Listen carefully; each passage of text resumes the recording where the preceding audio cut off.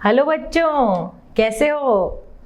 आज हम क्लास 6 का चैप्टर नंबर 4 स्टार्ट करेंगे, जिसका नाम है आधारभूत ज्यामितीय अवधारणाएं। देखो, ज्यामितीय अवधारणाएं ये टॉपिक आपके लिए नया होगा, लेकिन जब हम ये चैप्टर पढ़ेंगे ना तो आपको पूरा चैप्टर समझ में आ जाएगा कि इसमें कौन सी ज्यामितीय अवधारणाएं हैं और किस किस के बारे में। लाइंस, बिंदु, रेखा, कोण और भी हम बहुत सारी चीजें देखने वाले हैं इसमें। स्टार्ट करें। आधारभूत ज्यामितीय अवधारणाएं। अब सबसे पहले ज्यामिति मतलब क्या होता है। ज्यामिति, जिसको इंग्लिश में बोलते हैं जियोमेट्री। ओके, तो ज्यामिति का एक लंबा और शानदार इतिहास है। ज्यामिति शब्द यूनानी शब्द जियोमेट्रॉन का अंग्रेजी तुल्य है। जिया का अर्थ है भूमि एंड मिट्रॉन का अर्थ है मापना, मतलब भूमि को मापना ही ज्योमेट्री कहलाता है। जैसे आपने कोई भी खेत है या कोई भी चीज है जिसको आपकी लंबाई दे रखी है और आपको उसको मापना, भूमि को मापना, तो इसको कहते हैं हम जियोमेट्री। इतिहासकारों के अनुसार प्राचीन समय में ज्यामितीय अवधारणाएं संभवतः कला, वास्तुकला और शिल्पकला और भूमि मापन की आवश्यकताओं के कारण विकसित हुई। अब आप सोचो कि ज्योमेट्री का विकास हुआ क्यों, डेवलपमेंट हुआ क्यों। क्योंकि कुछ भी चीज हम मापने की जरूरत पड़ती है। चाहे भूमि देख लो, खेती कर रहे हैं तो उसमें भूमि का मापन भी जरूरी है। आप कुछ ड्रेस पहन रहे हैं तो कपड़े का मापन भी जरूरी है। और आप कोई भी घर बना रहे हैं तो उसमें भी आपको भूमि मापनी जरूरी है कि इतना हिस्से होंगे, जब बंटवारा होगा तो भी उसके हिस्से मापने जरूरी हो जाते थे प्राचीन काल में। तो इसका बहुत सी क्षेत्र में कला है। कोई आपको कोई चीज डेवलप करनी है, कोई डिजाइन बनानी है, तो हमको इस रूम में जैसे डिजाइन बनानी है तो उसको मापना जरूरी है ना कि इतने इतने फील्ड पे सेम ही डिजाइन इधर भी बनाऊंगी मैं, ऐसा कुछ। तो इसलिए कला है, वास्तुकला, शिल्पकला और भूमि मापन की आवश्यकताओं के कारण जियोमेट्री का विकास हुआ। इनमें वे अवसर भी सम्मिलित हैं जो खेतीहर की भूमि की परिसीमाओं, बाउंड्री को बिना किसी शिकायत की संभावना रखते हुए अंकित किया जाता था। वैभवपूर्ण राजभवनों, मंदिरों, जिलों, बांधों और नगरों के निर्माणों और कला और वास्तुकला ने इन अवधारणाओं को उजागर किया। क्योंकि देखो, पहले पुराने जमाने में है ना, जब नगर है, बावड़ियां हैं, तालाब है, कोई बनता था तो हमको भूमि तो मापन करनी पड़ती थी ना कि हमको इतनी भूमि पे बनाना है या इतने क्षेत्र पे बनाना है, इतने एरिया पे बनाना है। तो हमको इस कारण ये ज्योमेट्री का विकास और दिन ब दिन होता गया। आजकल भी कला, मापन, वास्तुकला, इंजीनियरिंग, कपड़ों के डिजाइन इत्यादि सभी रूपों में ज्यामितीय अवधारणाओं का प्रभाव देखा जा सकता है।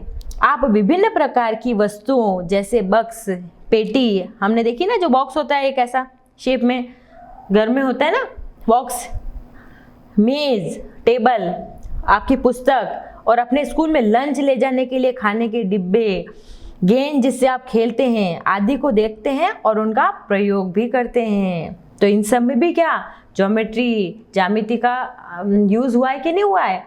क्योंकि उसमें आपको साइज देखनी है कि एक बुक है तो बुक की साइज क्या है, लंच बॉक्स है तो उसकी साइज क्या है, टेबल है तो उसकी ये जैसे जैसे साइज है तो ये क्या है। तो ये हम कैसे मेजर कर सकते हैं, ज्योमेट्री से। कैसे कर सकते हैं, इस सब में ज्योमेट्री का यूज है। इसीलिए धीरे धीरे पुराने जमाने से लेकर आज तक इसमें विकास होता गया धीरे धीरे। तो इसी की हमको जरूरत पड़ी और आज तो हर फील्ड में यूज होता है ज्योमेट्री का। आप कोई भी मापने के क्षेत्र में ले लो, कोई भी चीज आपको मापनी है, घर हो, मकान हो, कोई टेबल हो, कपड़ा हो, तो हर चीज में आपको मापन की विधि की जरूरत पड़ती है। या कोई कला है, कोई मकान की दीवारें, महलें, कुछ भी, उसमें हमको ज्योमेट्री का प्रयोग देखने को मिलता है। इन सभी वस्तुओं के भिन्न भिन्न आकार होते हैं। जो रूलर आप प्रयोग करते हैं वो और पेंसिल जिससे आप लिखते हैं वे सीधी स्ट्रेट हैं। एक चूड़ी, 1 रुपए का सिक्का और गेंद के चित्र गोल से प्रतीत होते हैं। देखिए, जैसे आप जो पेंसिल वगैरह देखते हैं ना, ये देखो पेंसिल, ये सीधी है कि नहीं है। और जो हम चूड़ी पहनते हैं वो राउंड शेप में होती है, देखिए ऐसे बिल्कुल राउंड शेप में। तो ये भी अलग अलग आकृतियाँ होती है। हम बता सकते हैं कि पेंसिल की आकृति सीधी होती है और चूड़ी की आकृति गोल होती है। और बॉल एक जिससे आप खेलते हैं घरों में गेंद, तो उसकी आकृति कैसी होती है? गोल। तो ये सारे ज्यामिति के अवधारणाओं पर आधारित है। देखिए अब सबसे पहले हम ज्यामिति का सबसे छोटा पॉइंट पढ़ेंगे, बिंदु। बिंदु के बारे में आपको पता है बिंदु कहते किसको हैं? देखो ये मैंने छोटा सा डॉट बनाया है, जो इस पेंसिल की जो निब दिख रही है ना, बिल्कुल पिन पॉइंट जो बिल्कुल, वो ही बिंदु कहलाता है। जैसे मैंने एक डॉट लगाया, ये बिंदु, ये देखिए ये बिंदु है। तो इसको मैं कह सकती हूँ कि जो पेंसिल की जो निब है या जो प्रकार जो होता है ना, उसका आगे का सिरा, बिल्कुल जो छोटी सुई का सिरा, तो वो एज अ बिंदु होते हैं, बिंदु को डिनोट करते हैं। समझ में आ रहा है ना कि बिंदु किसे कहते हैं? बिंदु ज्यामिति की सबसे बेसिक अवधारणा है, सबसे छोटी इकाई है। बिंदु से ही हम आगे की ओर बढ़ेंगे, उसमें फिर रेखा आएंगी, रेखाखंड आएगा और किरण आएगा, लेकिन सबसे पहले स्टार्ट हम बिंदु से करेंगे। एक छोटा सा पॉइंट जिसको हम हिंदी में बिंदी भी बोलते हैं, हम नहीं बोलते बिंदी लगाओ, वो चीज। तो बिंदु, कागज पर एक पेंसिल के नुकीले सिरे से एक चिन्ह अंकित कीजिए। मैंने एक चिन्ह अंकित किया, ऐसे ऐसे। सिरा जितना नुकीला होगा चिन्ह उतना ही सूक्ष्म होगा। देखो जितना नुकीला होगा उतना ही, जैसे मेरी पेंसिल मोटी है तो मोटा साइन आया, और किसी की पेंसिल बिल्कुल पतली है तो बिल्कुल पतला साइन आएगा। जैसे किसी की पेंसिल पतली है तो ऐसा साइन आया छोटा सा, देखो ये बिल्कुल है ना। तो पेंसिल मोटी है तो मोटा साइन आएगा, और अगर पतली है तो पतला सा बिंदु आएगा।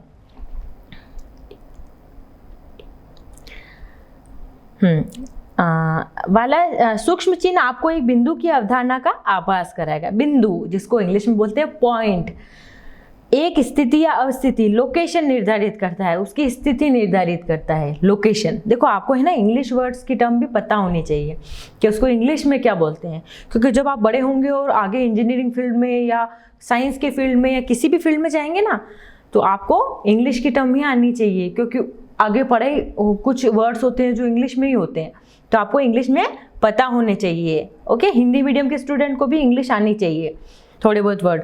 तो बिंदु को हम इंग्लिश में क्या बोलते हैं? पॉइंट, POINT,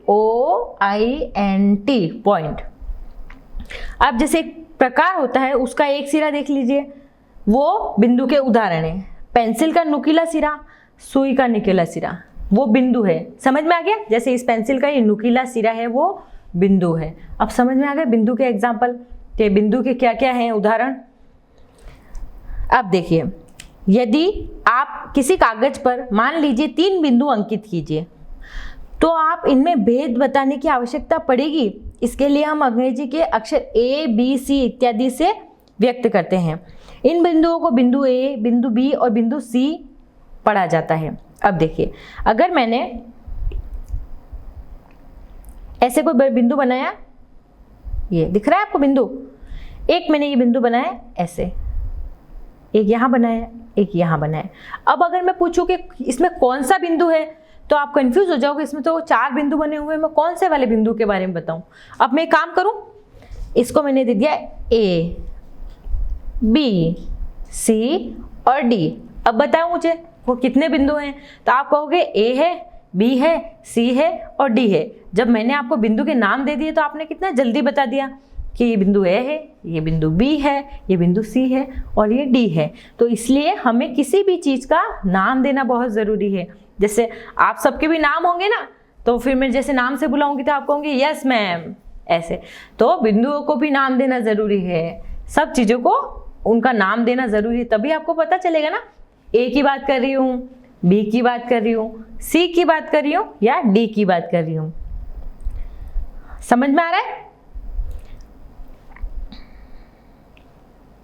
हाँ, ये भी सेम, इसमें कोई पेंसिल लेनी है, उसको 4 बिंदु अंकित करने और इन सबको नाम देने हैं A, C, P और H। ऐसे आप अपनी कॉपी में बना के आप उसको नाम दे सकते हैं। और इसका एक और एग्जाम्पल बताऊं, जैसे रात में आपने कभी आकाश में देखा है तो वहां पे तारे झिलमिल करते हैं, तो आपको ऐसा नहीं आभास होता जैसे कोई बिंदु जैसे हैं, इतने असंख्य तारे होते हैं, तो वो भी एक बिंदु का आभास कराते हैं हमको, जैसे एक छोटा सा बिंदु है, लेकिन वो अगर पास से देखें तो वो बहुत बड़ी चीज है, लेकिन हमें दूर से ऐसा आभास होता है कि वो एक छोटा सा बिंदु है। तो ये भी इसका एग्जाम्पल है। आपके अपने दैनिक जीवन में इस प्रकार की 5 स्थितियां चुनकर दीजिए। आप 5 कोई से भी एग्जाम्पल बता सकते हैं कि हाँ ये मेरे बिंदु के एग्जाम्पल हैं। तारे बता सकते हैं, प्रकार की नोक बता सकते हैं, पेंसिल की नोक बता सकते हैं, ऐसे आपके आसपास जो भी आपको नजर आए उसके आप एग्जाम्पल दे सकते हैं। ये तो था बिंदु। अब हम पढ़ेंगे रेखाखंड। रेखाखंड, रेखा का खंड बना हुआ, यानी देखो इसका एक्सपेरिमेंट करें। एक कागज को मोड़िए फिर उसे खोलिए। क्या आपको कोई मोड़ का निशान दिखाई देता है? इसके एक रेखाखंड की अवधारणा का आभास हो रहा है। आपने एक कागज लिया, उसको हमने फोल्ड किया, एक कोई पेपर है उसको मैंने फोल्ड किया, तो आप देखेंगे कि एक लाइन सी खिंच गई उस पे, फोल्डिंग पे, है ना। तो वो क्या हो गया, जैसे कोई पेपर था उसके बाद में एक लाइन खींची मैंने अगर उस पर, तो वो एक लाइन का आभास कराता है कि नहीं कराता है अपन को। तो वो ही रेखाखंड है, जो लाइन हमने फोल्ड करने पे लाइन आई वो, तो वो रेखाखंड है। जैसे 2 बिंदु हैं, एक पहले तो हमने बिंदु पढ़ा था, ये बिंदु और ये बिंदु। अब अगर इन दोनों बिंदुओं को मैं मिला दूं तो ये मेरा रेखाखंड कहलाता है। 2 बिंदुओं को मिलाने वाली रेखा रेखाखंड कहलाती है। अब देखिए इसके 2 अंतः बिंदु ए और बी है। 2 बिंदु हैं ए और बी। एक पतला धागा या डोरी लीजिए, इसके दोनों सिरों को कसकर पकड़िए ताकि धागे में कोई ढील ना रहे। यह रेखाखंड रूप निरूपित करता है। हाथों से पकड़े हुए इस सिरे इस रेखाखंड के अंतः बिंदु होते हैं। जैसे पेपर का तो आपने देख लिया, अब मैं एक धागा लेती हूँ, धागे को मैंने कस के पकड़ लिया, ओके, ढीला नहीं रखना है उसको, टाइट पकड़ लिया मैंने ऐसे धागा, इन दोनों के बीच में मेरा धागा है। तो अब ये जो इसके बीच में रेखा बन रही है ना, क्योंकि धागे की जो वो शेप आएगी वो बिल्कुल खिंची हुई आएगी, तो वो रेखाखंड हो गया। और ये मेरा बिंदु ए और ये बिंदु बी, दोनों बिंदु हो गए, तो ये मेरा रेखाखंड है। और सिर्फ अगर ये होता तो ये सिर्फ बिंदु होता, और ये 2 बिंदु को मिला दिया मैंने तो वो मेरा हो गया रेखाखंड। समझ में आ रहा है कि बिंदु क्या था और रेखाखंड क्या था। नेक्स्ट इसके एग्जाम्पल हैं, जैसे बक्स का किनारा। जैसे आप कोई भी बुक है या उसका कोने आप देखेंगे, जैसे ये मेरी लाइन है, तो ये भी तो एक तरह से रेखाखंड है, जो इस बिंदु और इस बिंदु को मिला रही है, तो ये भी रेखाखंड है मेरा।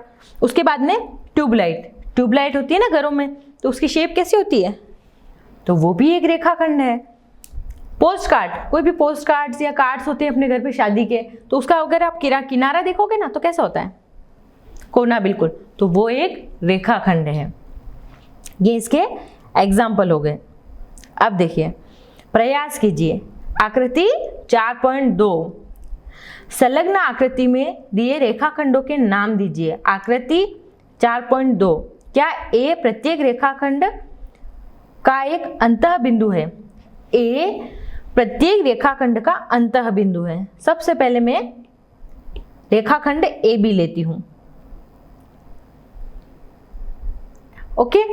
तो इसमें ए और बी, तो ए अंतः बिंदु है और बी बाह्य बिंदु है। और दूसरा रेखाखंड, एक तो हो गया ए बी, और दूसरा, इसमें कितने रेखाखंड हो रहे हैं? 2, और दूसरा हो गया ए सी।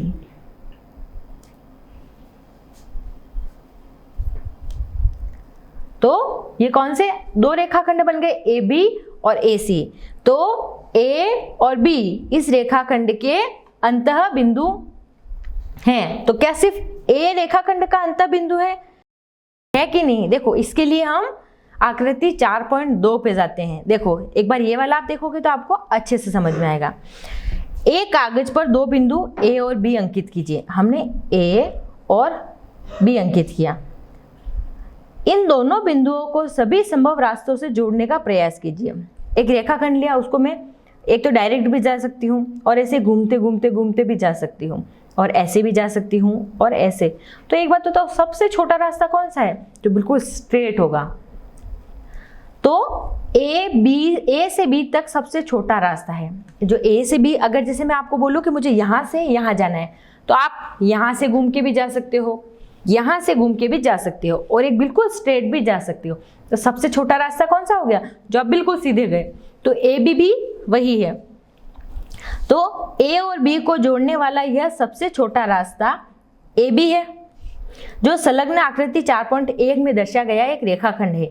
ए बी और बी ए से व्यक्त करते हैं। जैसे आप उसको ए बी भी लिख सकते हैं और बी ए भी लिख सकते हैं, उल्टा भी लिख सकते हैं। देखो ए बी और इसको बी ए भी लिख सकते हैं। और बिंदु ए और बी इस रेखाखंड के अंत बिंदु हैं। ओके, इसके क्या है? अंत बिंदु। ए और बी, देखो अगर इसमें रेखाखंड को मैं ऐसे डिनोट करूं ए और बी, तो इसके अंत बिंदु क्या हो गए? ए और बी। अब देखो, अब क्वेश्चन में क्या पूछा था? रेखाखंडों के नाम दीजिए। और क्या ए प्रत्येक रेखाखंड का एक अंत बिंदु है? एक अंत बिंदु है। तो दो रेखाखंड हो गए ए बी और ए सी। तो एक अंत बिंदु है ना, इस रेखा का भी अंत बिंदु है और इसका भी अंत बिंदु है, ए बी का भी है और ए सी का भी है। तो ए रेखाखंड अंत बिंदु है दोनों का। नेक्स्ट, अब हम पढ़ेंगे रेखा। देखो रेखा, आप सोचेंगे रेखाखंड और रेखा दोनों सेम ही तो है। तो देखिए, इसमें एक डिफरेंस मैं बताती हूँ आपको। जब आपने रेखाखंड बनाया था ना, तो एक आकृति और उसको डॉट से एंड कर दिया था, उसकी नाप फिक्स थी। जैसे 5 सेंटीमीटर है तो 5 ही रहेगा, इसके और आगे हम आकृति लंबाई नहीं बढ़ा सकती। लेकिन अब रेखाखंड के केस में देखिएगा, एक रेखा, कल्पना कीजिए कि ए से बी तक के रेखाखंड को ए से आगे की दिशा में और बी से आगे की दिशा में बिना किसी अंत के विस्तृत किया गया है। आकृति को देखिए, आपको लाइन का एक उदाहरण यानी रेखा का उदाहरण प्राप्त होता है। देखो ये तो थे मेरे ए और बीच के में थे रेखाखंड। अब जब मैंने ए को भी आगे बढ़ाया और बी को भी आगे अनंत तक बढ़ाया, ये जो एरो का साइन है ना, ये आगे बढ़ने का साइन है। इसका मतलब ये आगे और बढ़ता ही जा रहा है। जैसे कभी अपन सड़क पे और जाते हैं तो एरो का साइन नहीं दिया होता, यानी आप इस साइड में जा सकते हैं। ओके, और अगर वहां पे स्टॉप का साइन होता तो ऐसे। देखो डॉट का मतलब अपन इंग्लिश में क्या जानते हैं? Stop, full stop. तो इसका मतलब ये स्टॉप हो गए दोनों, इसके बाद में रेखा आगे नहीं बढ़ेगी। लेकिन अगर एरो का साइन हो गया तो इसका मतलब ये रेखा आगे और बढ़ने वाली है। और कब तक? अनंत तक। इसमें कोई मेजरमेंट हमको नहीं दिया है। तो रेखा का मतलब होता है जो अनंत तक बढ़ती रहे और जिसमें ऐसे एरो के साइन होते हैं। और रेखाखंड जिसके दो अंत बिंदु हो गए, ऐसे दो डॉट लग गए, तो वो मेरी हो गई रेखाखंड।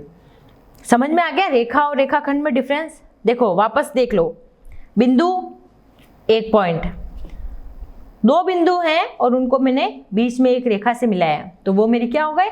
रेखाखंड। ये हो गया मेरा बिंदु। और अगर दो बिंदु अनंत तक चल रहे हैं तो ये हो गई मेरी रेखा। डिफरेंस समझ में आ गया तीनों में?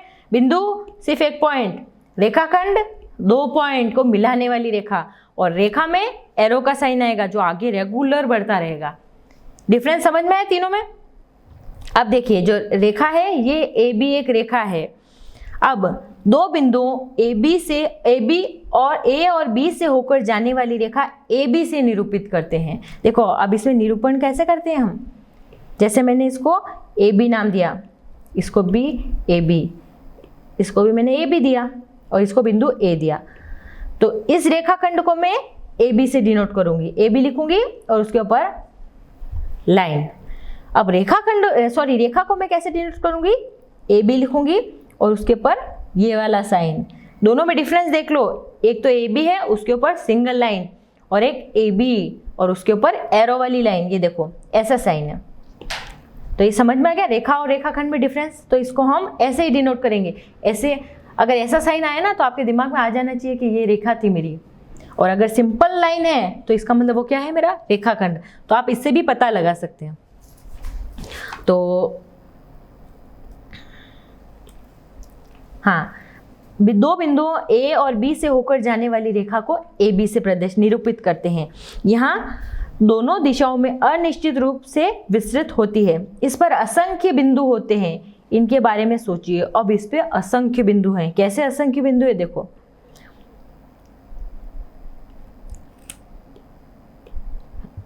ये कोई मेरी रेखा है। अब एक बात बताओ, जब मैंने अब सिर्फ एक बिंदु की बात करी थी तो आपने बोला था ये मेरा बिंदु है। अब इस रेखा में देखो कि कितने बिंदु बन रहे हैं, देखो जाऊं तो बहुत सारे हैं, जिसकी मैं कल्पना भी नहीं कर सकती हूँ। ये देखो, ये तो मैं थोड़े दूर दूर लिख रही हूँ, अगर मैं बिल्कुल पास पास में लिखूँ ना तो कितने बिंदु हो गए इस रेखा पे। और ये रेखा तो कितनी आगे चल रही है, तो असंख्य बिंदु हो गए इसके ऊपर, छोटे छोटे छोटे छोटे। तो इस रेखा पर असंख्य बिंदु होते हैं। रेखा को निश्चित करने के लिए दो बिंदु पर्याप्त हैं। हम कहते हैं कि दो बिंदु एक रेखा निर्धारित करते हैं, लेकिन रेखा को निश्चित करने के लिए, जैसे मुझे बताना है कि ये रेखा है, तो इसके लिए दो बिंदु ही पर्याप्त हैं। जैसे मैंने ये कोई रेखा बनाई और उसके ऊपर दो बिंदु बना दिए ऐसे, तो इससे भी मुझे पता चल जाएगा कि ये बिंदु A है और ये बिंदु B है। दो बिंदु ही हम सिर्फ बता सकते हैं, हमको अनंत बताने की जरूरत नहीं है कि इसमें उसको हम सिर्फ एक लाइन खींच देंगे। संलग्न आकृति 4.3 रेखा PQ की है। कभी कभी रेखा L जैसे अक्षर से भी व्यक्त की जाती है। जैसे आप कभी रेखा लिख रहे हैं ना, ये कोई मैंने रेखा खींची है P और Q, और इस पूरी रेखा को मैं कभी L भी बोल देती हूँ, ध्यान रखना। जैसे या तो मैं इसको दो बिंदु PQ से डिनोट करूं कि हाँ ये P और Q है, और या फिर मैं इस रेखा को ही L बोल दूं, L, कि पूरी रेखा का नाम है L रेखा। तो आगे अगर ऐसा कुछ आए तो आपको कंफ्यूज नहीं होना है कि रेखा में इसको PQ भी बोल सकती हूँ और ऊपर ऐसा साइन बना दूं तो भी PQ है, और मैं इसको ऐसे बोल दूं कि L रेखा, तो दोनों का मतलब एक ही होगा। इसका मतलब ये है कि जैसे आपको स्कूल में किसी और नाम से बुलाते हैं तो वो PQ हो गया, और आपको घर में किसी और नाम से बुलाते हैं, कोई होता है ना जैसे घर में कुछ नाम और स्कूल का नाम अलग होता है बच्चों का, तो ये आपके स्कूल का नाम है और ये आपके घर का नाम है। अब आ गया समझ में? तो दोनों चीज एक ही है, लेकिन उसको दो तरह से अपन बोल सकते हैं। पापा मम्मी कुछ और बुलाते हैं और टीचर्स कुछ और बुलाते हैं आपको, तो वो एक अलग चीज हो गई। और L रेखा, इसको ये भी बोल सकते हैं। तो दोनों हम, लेकिन बात वही है, रेखा को ही बुला रहे हैं हम, लेकिन मैंने बोल दिया PQ स्कूल में और घर पे L, तो हो गया ना शॉर्टकट, समझ में आ गया कि कैसे डिफाइन किया। तो दोनों नाम है रेखा के। अब देखो, अब प्रतिच्छेदी रेखाएं, प्रतिच्छेदी रेखाएं देखो, बिल्कुल ये भी नई चीज है। संलग्न रेखाएं 4.4 को देखिए। अब देखो ये 4.4 को देख रहे हो, आपको क्या लग रहा है? ऐसे नहीं लग रहा है जैसे दो रेखाएं आपस में एक दूसरे को काट रही है। जैसे दो पेंसिल हैं, दो पेंसिल लेना और उनको आपस क्रॉस में रखना ऐसे, तो ये तो एक लाइन हो गई, दूसरी एक लाइन, इनको मैंने क्रॉस में रखा, तो क्या हो गया? ऐसा नहीं लगता जैसे एक दूसरे को क्रॉस में काट रही है, एक्स जैसे साइन, तो उसी को हम कहते हैं प्रतिच्छेदी। आ गया समझ में? और आगे देखते हैं। हाँ, दो रेखाएं L1 और L2 दर्शाई गई है। दोनों रेखाएं P से होकर गुजरती है। ये देखो, अब देखो इसमें आपके घर का नाम बोल दिया L1 और L2। अब आ गया समझ में? इसको मैंने PQ नहीं बोला, इसको मैंने L1 और L2, ये आपके घर के नाम है। अब याद रह जाएगा ना ऐसे। तो ये पूरा एक L1 है, एक कोई बच्चा है और दूसरा ये बच्चा है, L1 और L2 बोल दिया। तो L1 और L2, और वो दोनों आपस में एक बिंदु, कौन से बिंदु पर काट रही है? P बिंदु पर, क्योंकि जैसे मैं क्रॉस करूंगी तो एक बिंदु तो होगा जिस पे क्रॉस करेगी आपस में, तो ये कोई बिंदु P है। तो रेखाएं L1 और L2 P पर प्रतिच्छेदित मतलब इंटरसेक्ट करती है। यदि दो रेखाओं में एक उभयनिष्ठ बिंदु हो तो वे प्रतिच्छेदी रेखाएं कहलाती है। अगर दो रेखाएं हैं, देखो दो तरीके होते हैं, आपको दो रेखाएं बनानी है तो या तो एक रेखा और दूसरी रेखा,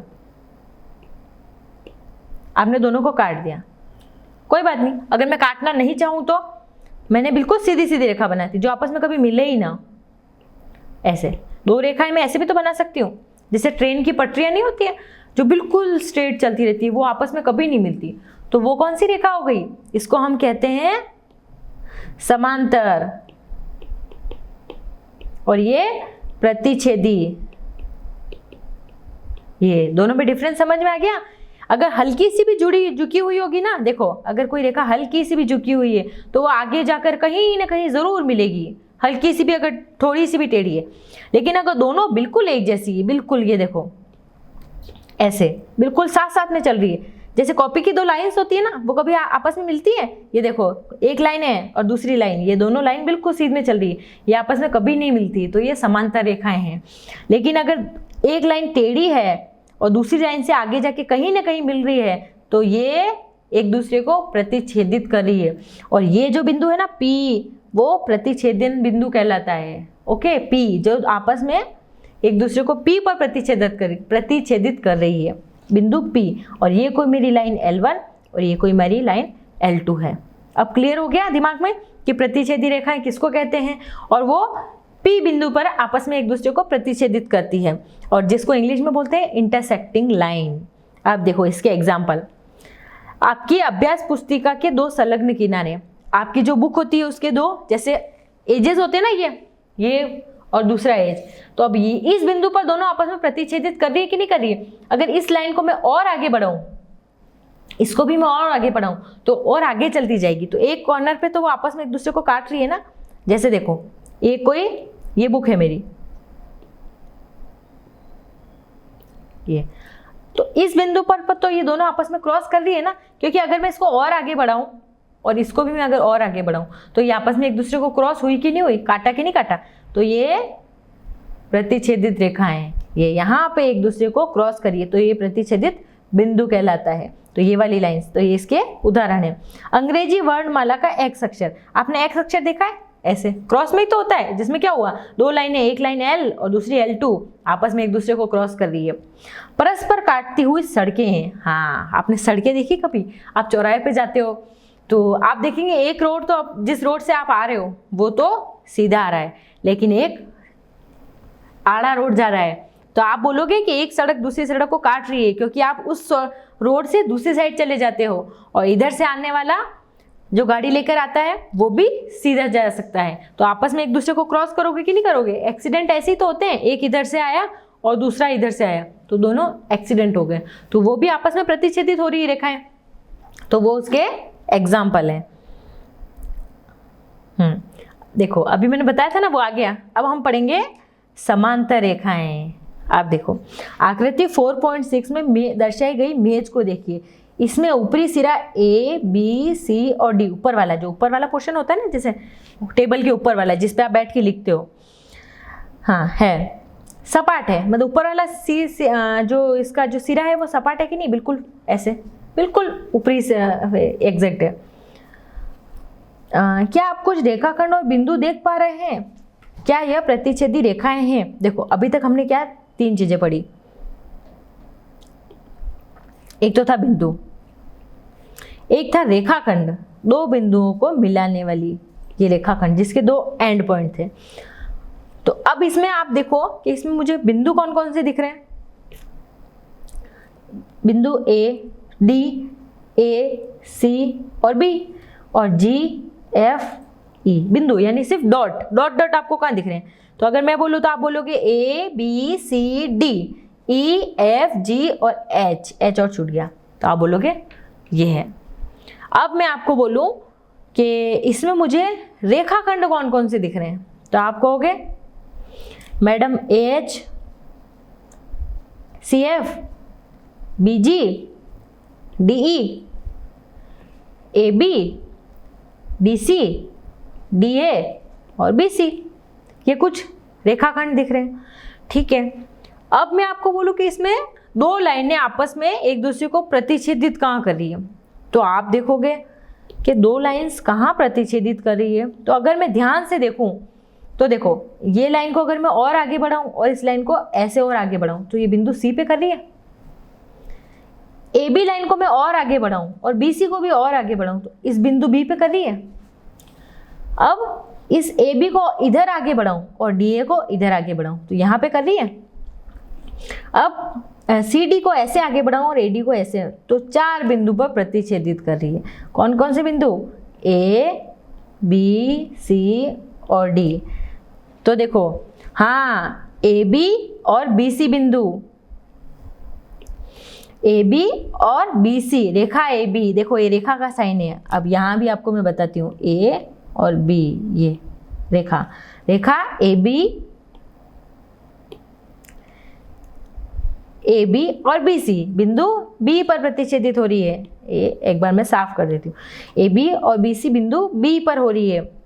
और कौन सी रेखाएं ए पर प्रतिच्छेदित हो रही है? अब ए पर कौन हो रही है, देखो ध्यान से। तो अगर हमें ध्यान से देखूँ तो बिंदु ए ये है, तो ए डी और ए बी ये दोनों किस पे हो रही है? ए पे। आपने देखा कि मेज के ऊपरी पृष्ठ पर कुछ रेखा है जो परस्पर प्रतिच्छेदित नहीं हो रही है, उन्हें कितना भी आगे बढ़ाए, जैसे ए डी और बी सी ऐसी रेखा का युग्म बनाती है। ए बी, ए डी और बी सी ऐसी रेखा का युग्म बनाती है। और मेज के ऊपरी सिरे पर क्या आप रेखाओं का ऐसा ही अन्य युग्म है जो कहीं नहीं मिलता है? जो मैंने बताया ना, दो जो नीचे वाली लाइन से थी वो कहीं नहीं मिल रही है, वो बस बिल्कुल स्ट्रेट है, तो वो भी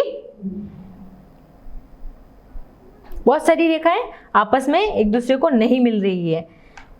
तो ऐसी रेखाएं जो प्रतिच्छेदित नहीं करती है वो समांतर रेखाएं कहलाती है। अब देखो, इसमें ये दोनों रेखाएं देखो, अगर मैं इस रेखा और इस रेखा की बात करूं तो ये आगे चलती ही जाएगी, लेकिन ये आपस में मिलेगी नहीं। ये देखो ऐसे, तो ये आपस में समांतर रेखाएं हैं, जिसको इंग्लिश में बोलते हैं पैरेलल लाइंस होती है।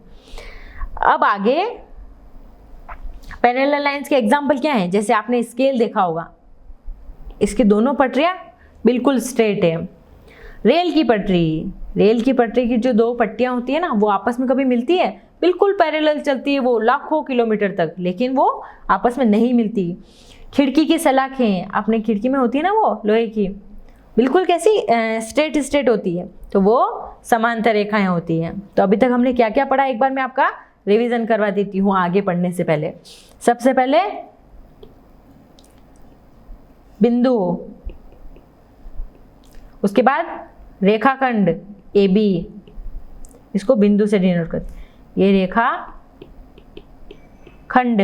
फिर हमने पढ़ी रेखा, ऐसे होगा तो रेखा, इस पे भी दो बिंदु लिख सकती हूँ जो आगे बढ़ती रहती है। उसके बाद में हमने पढ़ा प्रतिच्छेदी रेखाएं, दो रेखाएं अगर आपस में काट रही है तो प्रतिच्छेदी रेखाएं ऐसे, तो ये प्रतिच्छेदी रेखाएं। फिर हमने पढ़ा समांतर रेखाएं जो एकदम बिल्कुल सीध में चले, और इन रेखाओं को मैं नाम दे सकती हूँ L1 और L2, और इसको भी मैंने दे दिया L1 और L2। ये आपस में दोनों समांतर रेखाएं कभी नहीं मिलती, लेकिन प्रतिच्छेदी रेखाएं आपस में एक बिंदु, जैसे कोई भी बिंदु नाम दे दिया मैंने P पर क्रॉस कर रही है। अब हम पढ़ेंगे किरण, जिसको इंग्लिश में बोलते हैं रे, के कुछ निम्नलिखित मॉडल हैं। एक लाइट हाउस से निकलती हुई प्रकाश की किरणें, टॉर्च से निकलती हुई प्रकाश की किरणें और सूर्य की किरणें। देखो, आप कभी टॉर्च चलाते हो ना, तो जैसे ही अंधेरे में आपने टॉर्च चलाई तो किरणें कैसे निकलती है, जैसे यहाँ कोई टॉर्च है और फिर ऐसे बिल्कुल स्ट्रेट निकलती जाती है बिल्कुल। तो जैसे ये कोई टॉर्च है,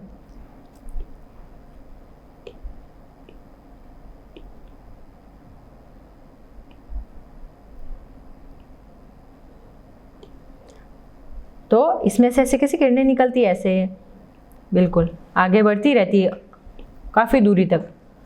तो यानी इसका एक पॉइंट तो फिक्स होता है, लेकिन दूसरी निरंतर बढ़ती रहती है। देखो, रेखाखंड में दोनों पॉइंट फिक्स, रेखा में दोनों ही पॉइंट बढ़ रहे हैं, लेकिन किरण में एक तो फिक्स डॉट है और दूसरा आगे बढ़ता रह रहा है। तो ये किरण के एग्जाम्पल हैं। तो किरण रेखा का एक भाग होता है, यह किरण रेखा का एक भाग होता है। रेखा थी दोनों साइड में बढ़ने वाली और किरण एक ही साइड में बढ़ रही है, तो एक तरह से रेखा का एक भाग हो गया ना। यह एक बिंदु से प्रारंभ होती है जिसे प्रारंभिक बिंदु कहते हैं और एक दिशा में बिना किसी अंत के विस्तृत होती है। जैसे ये एक किसी बिंदु ए से स्टार्ट हुई और बढ़ती गई बढ़ती गई बढ़ती गई, यहाँ पे एक बिंदु और मैंने पी दे दिया, तो इसका एक बिंदु तो डॉट होता है और दूसरा सिरे का निशान, तो यानी ये किरण को बताता है। रेखाखंड में दोनों बिंदु, रेखा में दोनों सिरे के निशान जो आगे दोनों बढ़ते रहते हैं, और किरण में एक तो बिंदु और दूसरा तीर का निशान जो आगे बढ़ता रहता है। यहाँ दाईं ओर किरण की आकृति 4.7 को देखिए, ये वाली आकृति, इस किरण पर दो बिंदु दर्शाए गए हैं। इस पे दो बिंदु हैं, देखो एक तो ए है और एक पी है। ए जो प्रारंभिक बिंदु है, देखो ए प्रारंभिक है जहाँ से स्टार्ट हो रही है, जैसे टॉर्च है तो टॉर्च में ये टॉर्च है, तो ये इसका प्रारंभिक बिंदु है जहाँ से स्टार्ट हुई, लेकिन वो आगे कहीं भी जा सकती है, ये देखिए, तो उसकी दिशा अनंत हो सकती है, लेकिन इसका प्रारंभिक बिंदु तो ए हो गया ना, जहाँ से वो टॉर्च हमने चलाई थी, तो वो इसका प्रारंभिक बिंदु है। और पी जो किरण पर एक बिंदु अन्य है, और पी हमने कोई भी बिंदु ले लिया बीच में कहीं पे भी, तो उसको हम पी बोल सकते हैं, और इसे हम ए पी से व्यक्त करते हैं। तो इसका साइन हो गया ए और ए एंड पी, और इसको हमने ऐसे डिनोट किया, किरण का साइन। समझ में आ गए? रेखा के, रेखाखंड के और किरण के तीनों के चिन्ह आपको याद रखने पड़ेंगे। अब देखिए, यदि पी क्यू एक किरण है, मैंने पी क्यू एक किरण बनाई, ये पी है और ये क्यू है, क्यू एक कोई बिंदु ले लिया मैं, तो इसका प्रारंभिक बिंदु क्या है? अब देखो इस किरण को हम ध्यान से देखेंगे तो इसका प्रारंभिक बिंदु क्या दिख रहा है आपको? पी। बिंदु क्यू किरण पर कहाँ स्थित होगा? कहीं भी आप स्थित कर सकते हो बिंदु क्यू। नेक्स्ट, क्या हम कह सकते हैं कि क्यू इस किरण का प्रारंभिक बिंदु है? क्यू कहाँ प्रारंभिक बिंदु है इसका? इसका प्रारंभिक बिंदु तो पी है। ओके, अब जैसे एक आकृति 4.9 है, इसमें हम देखें तो ओ दी गई है, यह ओ से प्रारंभ होती है और ए से होकर जाती है। देखो इसमें किरण पे हमने तीन बिंदु ले लिए, ए बी और ए। ओके, तो ओ इसका प्रारंभिक बिंदु हो गया, बी अंदर कोई बिंदु ले सकते हैं और ए भी हमने एक कोई बिंदु ले लिया, तो क्या आप इसे ओ बी भी कह सकते हैं? यहाँ ओ ए और ओ बी एक ही किरण को दर्शाते हैं, जैसे आप इसको ओ बी भी कह सकते हैं और ओ ए भी कह सकते हैं। इस किरण के जैसे जो भी बिंदु है ना, आप उसको नाम दे सकते हैं। जैसे मैं इसको ओ बी ये भी कह सकती हूँ, इसको ओ ए ये भी कह सकती हूँ। मतलब जैसे अगर इस पर कोई भी बिंदु है ना, तो आप उसका ओ ए ओ बी कोई भी नाम दे सकते हैं। क्या हम किरण ओ ए को किरण ए ओ लिख सकते हैं? क्यों और क्यों नहीं? जैसे हम किरण को ओ ए है इस डायरेक्शन में, तो मैं इसको ए और ओ लिख सकती हूँ, और वो भी इस डायरेक्शन में नहीं, क्योंकि वो जिस तरफ से चल रही है वो वहीं से शुरू होगा। जो इसका प्रारंभिक बिंदु है ओ है, तो वो ओ से ही स्टार्ट होगा। जैसे ये कोई मेरी किरण है ए बी और ए, तो इसको मैं ओ ए ही लिखूंगी क्योंकि इसकी डायरेक्शन इधर है। अगर मैंने ए ओ लिख दिया तो इसकी डायरेक्शन उल्टी साइड में हो जाएगी, तो ये नहीं पॉसिबल है, तो इसको मैं ओ ए ही लिखूंगी। अब प्रश्नावली 4.1 स्टार्ट करें कि कल वाली का क्लास में स्टार्ट करेंगे? एक दो क्वेश्चन देख लेते हैं, फिर आपको कल से मैं फिर से वापस रिवाइज करवा दूंगी। करें स्टार्ट? देखो ये 4.1 है, प्रयोग करके निम्न के प्रश्नावली 4.1 फर्स्ट क्वेश्चन, संलग्न आकृति में का प्रयोग करके निम्न के नाम लिखिए। इसमें नाम लिखने हैं। 5 बिंदु कौन कौन से हैं, एक रेखा कौन सी है, 4 किरण कौन सी है और 5 रेखाखंड कौन से। देखो हमने पढ़ा था बिंदु तो आप कोई से ही बता सकते हो, डी ई ओ सी बी ऐसे करके आप कोई से भी बिंदु आप बता सकते हो। रेखा, एक रेखा बतानी है, तो देखो ये आपने डायग्राम है, इसमें 5 बिंदु आपने कोई से भी बता दिए। देखो बिंदु को हम D C O B C ऐसे कुछ भी, और एक रेखा, रेखा तो आप ये पूरी एक रेखा है कि नहीं है, तो ये एक रेखाखंड का नाम हो गया। उसके बाद में 4 रे, 4 रे बतानी है। देखो अब रे आप ये पूरी रे दिख रही है यहाँ, अगर इस बिंदु को मैं एक पॉइंट मानो और ये इस डायरेक्शन में बढ़ रही है, तो इसको मैं ऐसे भी कह सकती हूँ कि डीबी डीबी ईबी ओबी, ऐसे करके मैं बिंदु 4 किरण कोई भी बता सकती हूँ, ओडी, ओबी, ओसी और ओई। देखो ओडी, देखो इधर भी ये किरण बढ़ रही है और इस साइड भी ये किरण बढ़ रही है, तो आप इसके कोई भी नाम दे सकते हो। ओ से ओबी भी देख सकते हो, ओडी भी दे सकते हो, ओडी भी दे सकते हो और इधर ओसी भी दे सकते हो। तो आप इसके किरण के 4 नाम कोई से भी दे सकते हो। अब 5 लाइन सेगमेंट बताने, इसमें 5 रेखाखंड। रेखाखंड कौन कौन से देखो, जिन पे 2 डॉट आ रहे हैं, कौन कौन से हैं? स्टार्ट डीई, ईओ, ओबी, उसके बाद में डीओ और ईओ, ऐसे करके आप 5 कोई से भी नाम बता सकते हैं।